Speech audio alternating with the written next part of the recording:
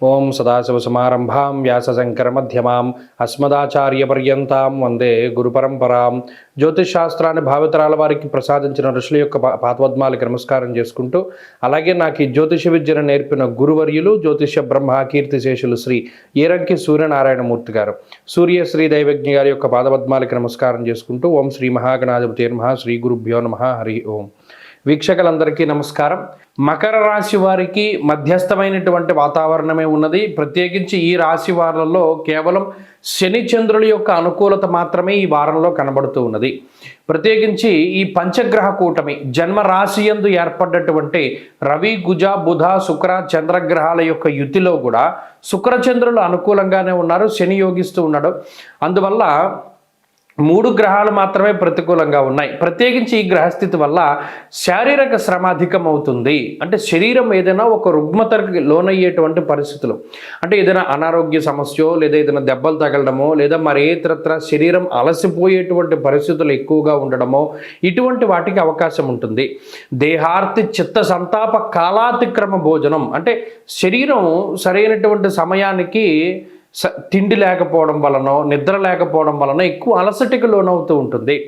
ఏదో ఒక అనారోగ్య సమస్య వచ్చినట్టు మీకు అనిపిస్తూ ఉండడం, ఏదైనా చిన్న చిన్న వాటికి కూడా ఎక్కువగా భయపడుతూ ఉండడము, అలాగే జ్వరం, ఖడ్గవర్ణం చేయవ, శరీరానికి సంబంధించినటువంటి అంటే ఈ చర్మ సంబంధమైన సమస్యలో, లేకపోతే ఇది నా జ్వరమో, లేకపోతేనేమో మరేతరత్ర అనారోగ్య సమస్యలు ఎక్కువ ఇవే ఇబ్బంది పెడతాయి. అది ఏదైనా చిన్నదొచ్చినా పెద్దదాని కింద భయం వేస్తూ ఉంటుంది. ప్రతి చిన్న విషయానికి భయపడవలసిన పరిస్థితులు ఏర్పడతాయి. నిజానికి అంత ఇబ్బందికరమైన వాతావరణం ఏమీ ఉండదు. కానీ ఇక్కడ షష్టగురుడు, జన్మరవి, జన్మకుజుడు, జన్మబుధుడు, ఈ 4 గ్రహాలు కూడా చాలా ఎక్కువ ఇబ్బంది పెడుతున్నారు. ఈ 4కి కాంపన్సేషన్గా ఇంకో 4 గ్రహాలు అనుకూలంగా ఉన్నాయి. రాహు కానీ, శని కానీ, చంద్రుడు కానీ, శుక్రుడు కానీ, ఈ 4 గ్రహాలు యోగిస్తూ ఉన్న వీటి యొక్క ఇంపాక్ట్ ఎక్కువ. అందువల్ల ఏంటి అంటే ఏదో ఇబ్బంది వస్తుంది, దాని నుండి రికవరీ అవుతారు, మళ్ళీ ఇంకోటి వస్తుంది, దాని నుండి రికవరీ అవుతారు.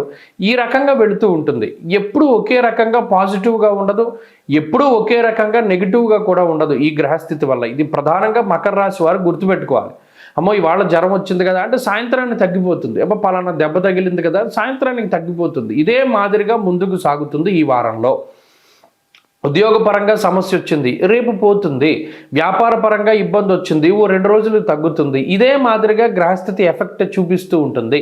ఇక్కడ ఎక్కడా డీలా పడిపోవలసినటువంటి అవసరం లేదు, భయపడవలసినటువంటి పరిస్థితి అంతకన్నా లేదు. ఈ గ్రహస్థితే మిమ్మల్ని ఇబ్బంది పెడుతోంది, మిగతా 4 గ్రహాలే మళ్ళీ అందులోంచి మిమ్మల్ని బయటపడేస్తూ ఉంటారు. కాబట్టి ఇలాగే ఈ వారం సాగుతుంది.